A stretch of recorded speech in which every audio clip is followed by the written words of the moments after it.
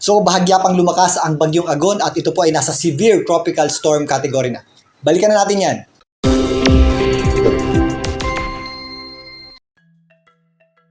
Welcome po muli sa Philippine Weather Trivia. Again, para po sa mga bago sa channel na to, ako nga po muli si Alvin Pura, isang meteorologist at ang inyong weather tito. So bahagya pa nga lumakas ang bagyong Agon. Ito po ay itinaas na ng Pag-asa sa severe tropical storm category. Ayon sa pinakahuling ulat ng Pag-asa, ang bagyong Agon po ay may lakas na hangin na umabot sa 95 km per hour malapit sa kanyang gitna at kung minsan meron po yung mga pagbugsong umabot sa halos 130 km per hour. At kung titingnan nyo itong ating satellite image, nagkakaroon na po siya ng defined eye. Senyalis po yan ng paglakas pa ng bagyo. Ito po ay may lawak na 220 kilometers na radius. Kaya po bumagal ang bagyong Agon itong mga nakaraang oras dahil sa pagpapalit ng direksyon nito. Sa kasalukuyan, mabagal po itong kumikilos pa northeastward na o papunta na po dito sa Philippine Sea. Sa kasalukuyan, narito po ang mata o gitna niya nasa katubigan after ng Mauban, Quezon. Papunta dito sa isla ng Pulilio. So, posible po yan maglandfall dyan sa may area ng Pulilio. Antayin na lang natin yung official statement ng Pag-asa para dyan. Dahil dapat buong gitna ay papasok doon sa ating landmass o kalupaan. Mas makikita yan sa radar ng Pag-asa. Pero base dito, napakalapit po niyan dito sa may isla ng Pulilio. So, narito naman ang microwave satellite image para sa bagyong Agon. Pinapakita dito yung pagpapalit ng direksyon o pag-U-turn ng bagyong Agon mula northwest papuntang northeast patungo nga dito sa may Philippine Sea. Dahil nga sa pagtungtong ng bagyong Agon sa severe tropical storm category, nagtaas na po ang Pag-asa ng signal number 3 sa ilang lugar sa ating bansa. Sa kasalukuyan, nakataas po ang signal number 3 dito po sa isla ng Pulilio at ilang bahagi ng Quezon. Yung po yung mga areas na medyo malapit sa gitna o sentro ng bagyong Agon.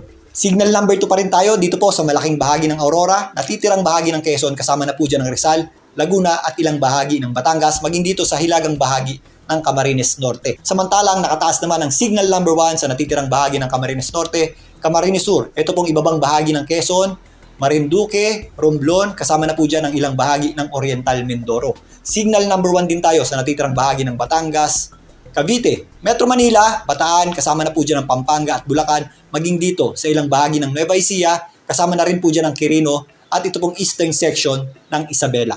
Para naman sa pag-ulan, although nasa dagat na, asahan pa rin po natin ang higit 200 mm sa pag-ulan or heavy to intense at kung minsan torrential rains dito po sa malaking bahagi ng Quezon. So meron na po tayong reports ng malawakang pagbaha dyan, kaya mag-ingat po tayo. Samantalang magpapatuloy pa rin ng 100 to 200 mm sa pag-ulan dito po sa probinsya ng Aurora, kasama na po dyan ang eastern portion ng Bulacan, Rizal, Laguna at Metro Manila, maging dito sa ilang bahagi ng Camarines Norte. Samantalang magpapatuloy pa din ang 50 hanggang 100 mm sa pag-ulan sa magdamag dito po sa area ng eastern portion ng Isabela, kasama na po dyan ang Nueva Ecija, maging dito sa natitirang bahagi ng Bulacan, kasama na rin po dyan ang Pampanga, Cavite, Batangas, Oriental Mindoro, Occidental Mindoro, maging dito sa may area ng Romblon, Burias Islands at western portion ng Camarines Sur, maging dito sa may area ng Cuyo Islands, Aklan at Antique. So ito pong mga pag-ulan natin sa baba ay inflow ng hangin o yung ating southwesterly na wind flow na hinihila ng bagyong Agon.